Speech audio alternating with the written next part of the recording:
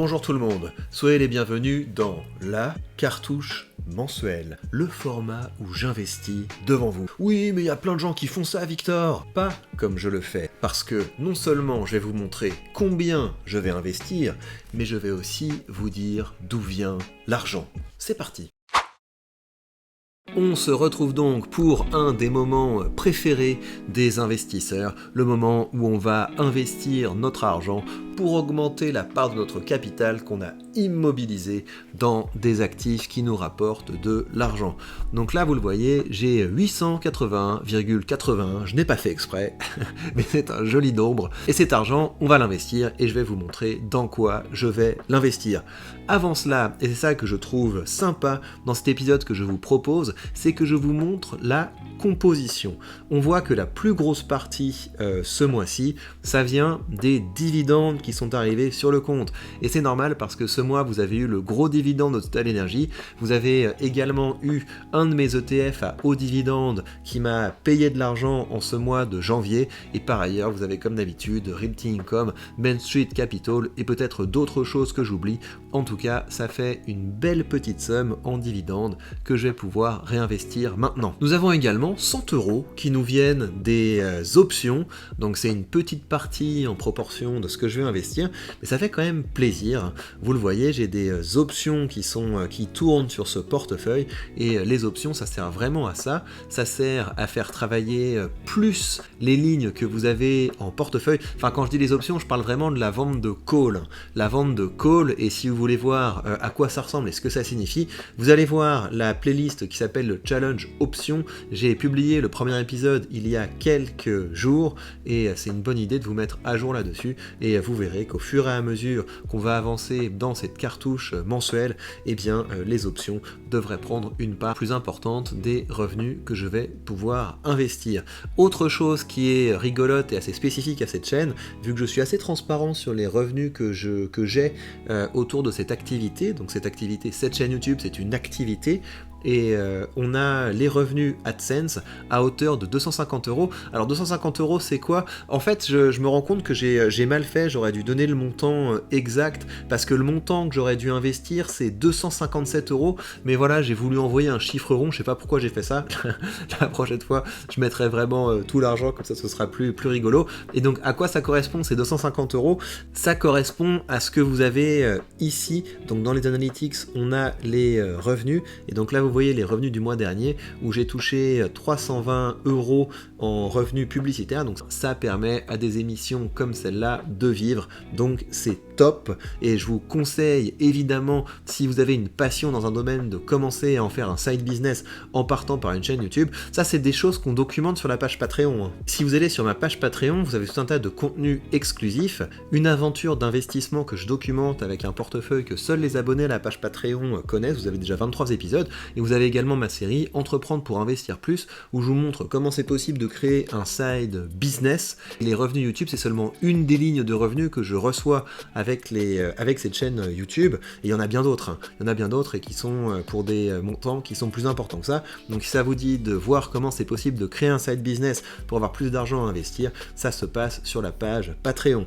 Bref, ce que je vous disais, c'est que donc ces 250 € que je vais investir, ça vient de ces revenus YouTube du mois de décembre, moins les impôts. Et oui les amis, parce que je me mange des impôts. Je veux bien qu'on dise que l'esclavage a été arrêté, mais le fait est que les gens qui bossent vraiment, donc ça veut dire, dites-vous, j'ai un boulot et un side business, donc ça veut dire que je travaille énormément, et il y a une grosse partie de mon argent qui m'est prélevé comme ça, qui fait que je travaille pour les autres.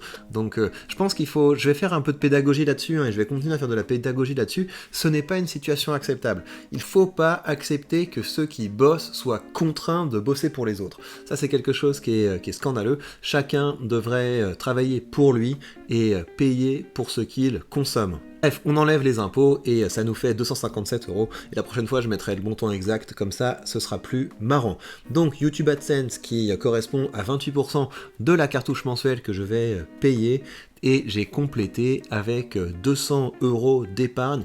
Pourquoi j'ai pas mis plus? Parce que comme ça je vais utiliser l'épargne comme une variable, parce que moi ce qui m'amuserait c'est d'avoir une cartouche mensuelle qui grandit au fur et à mesure, évidemment au fur et à mesure que les dividendes augmentent, au fur et à mesure que la chaîne YouTube grandit, au fur et à mesure que les options me rapportent, et donc j'utiliserai cette épargne comme une variable d'ajustement. Si j'ai besoin d'aller battre le mois d'avant, et bien c'est sur cette épargne que j'aurai du levier. Voilà donc pour la composition de cette cartouche, donc c'est assez intéressant, c'est une cartouche qui est cohérente. Ce que je vois évidemment c'est que les dividendes prennent une part peut-être un petit peu trop importante.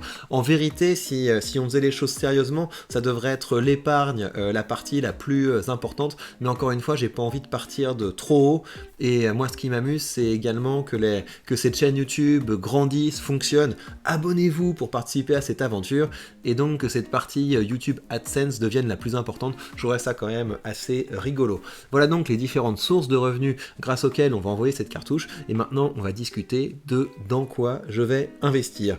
Alors, ce que je vous avais dit, c'est que je considère que je rentre dans la deuxième phase de mon parcours d'investisseur. Qu'est-ce que je veux dire par là? C'est que la première phase de mon parcours d'investisseur a consisté à amorcer la boule de neige. Donc ça veut dire que maintenant j'ai du revenu qui arrive tous les mois en dividendes. Ça c'est du revenu croissant qui croît à la fois parce que les choses dans lesquelles j'investis augmentent régulièrement leurs dividendes et je réinvestis ces dividendes, et également ça vient du fait que j'investis régulièrement. Et donc ça, une fois que cette boule de neige est lancée, je veux passer à une deuxième phase, et cette deuxième phase, c'est la phase où je vais faire décoller la fusée, donc investir de manière plus agressive, de sorte à avoir mon capital qui s'apprécie rapidement. Et donc j'ai envie de mener cette phase pendant encore 10 ans, et ce que je vous avais dit, c'est que la manière dont je voulais le faire, c'était en investissant dans le Nasdaq distribuant, parce que ce qui est intéressant quand vous investissez dans le Nasdaq distribuant, c'est que c'est pratiquement comme si vous étiez dans du capitalisant, parce que le rendement de départ du Nasdaq, de cet ETF Nasdaq, est assez faible. Vous avez un rendement de départ de 0,37, mais vous avez un dividende qui a tendance à augmenter,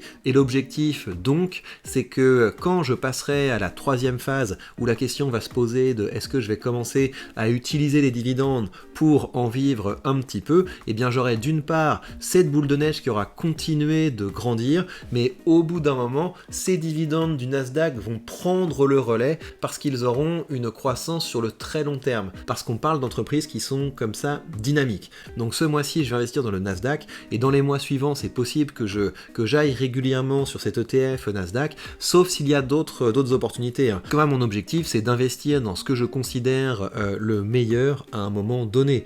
Et si j'ai certaines choses qui se cassent la figure et que j'ai d'autres opportunités d'investissement ailleurs, eh bien je n'hésiterai pas à les saisir. Donc on va ouvrir la position dans le Nasdaq, on va pouvoir, je pense, s'en acheter 2 parts. On a 1 € de frais parce que cet ETF fait partie de la sélection principale, donc pour une cartouche de cette taille-là, c'est tout à fait raisonnable. Et donc voilà, c'est envoyé, on a envoyé notre position dans le Nasdaq, on va suivre ça de près, mais je suis assez content d'être retourné dans cet ETF du Nasdaq parce que, encore une fois, je vous avais fait une vidéo que je trouvais ça dommage d'avoir des ETF en portefeuille qui performent pas si bien que ça, parce que vraiment passer d'un ETF à un autre ETF c'est quelque chose qui est assez simple. Si je prends les autres ETF que j'ai en portefeuille, bah on est sur quelque chose qui est quand même assez surperformant. Là on regarde à 1 an, à 3 ans, à 5 ans, on voit l'écart qui se creuse entre le Nasdaq et le SP500, donc je pense que sur le long terme, en prenant cet ETF Nasdaq, on devrait être assez bien soigné. Voilà donc pour cette cartouche mensuelle. Il me reste à vous rappeler que si vous voulez commencer à investir avec un courtier qui vous donne entre les mains tous les leviers de la liberté financière, ça se passe avec le lien que vous avez sous cette vidéo, mon lien affilié vers ce courtier de Giro, qui vous permettra d'acheter des actions partout dans le monde, d'acheter des ETF aux meilleurs frais et pourquoi pas de vendre des options pour compléter vos revenus. Et ce qui est bien, c'est qu'avec mon lien affilié, vous bénéficierez de ce retrait frais de courtage remboursés, ce qui vous permettra d'ouvrir vos premières positions de façon tout à fait indolore. Dernière petite chose, il y a du nouveau sur la marketplace de Realty, et c'est pas mal parce qu'on continue de se diversifier en dehors de Détroit, avec des propriétés dans la petite ville de Garfield et dans la ville de Cleveland. C'est le même coin, Garfield c'est une petite banlieue de Cleveland, et ce qui est bien c'est qu'on a un rendement qui est toujours très sympathique, et il faut vous dire, ça c'est une chose, j'en parle pas beaucoup sur cette chaîne, mais le rendement ce n'est qu'une des manières dont vous gagnez de l'argent avec Realty, parce que vous avez aussi le côté appréciation du capital. De temps en temps vous recevez un email qui vous annonce que certaines de vos propriétés ont été réévaluées, et ça se traduit directement par une augmentation du prix du token que vous avez en portefeuille. Je vais vous donner un exemple de ça. De temps en temps vous recevez un email de ce genre-là qui vous montre les propriétés qui viennent d'être réévaluées, et si je vais dans mon portefeuille, il se trouve que j'avais certaines des propriétés réévaluées en portefeuille, par exemple celle-là je crois, Beaconfield, regardez. Celle-ci, c'est une propriété que j'avais achetée dans les 48 $ et maintenant elle en vaut plus de 50. Vous voyez qu'elle est passée de 53 000 € à 65 000 € suite à l'évaluation qui a eu lieu le 22 janvier, à savoir une augmentation de 15%. Celle-là, Hubble, je pense que c'est une autre que j'ai en portefeuille. Oui, c'est bien ça, et ça c'est pareil, j'ai dû l'acheter dans les 50 $ et elle cote aujourd'hui à 53. Et ça veut dire qu'on a eu une augmentation de plus de 17%. Donc c'est un système qui est assez intéressant, vous avez des évaluations qui sont faites par les professionnels, et ces évaluations se répercutent sur le prix du token. Bien sûr ça peut aller dans les deux sens, hein. Mais si ça va dans l'autre sens, c'est comme pour des actions à dividendes, et bien ça veut dire que vous allez avoir le rendement qui va augmenter d'autant.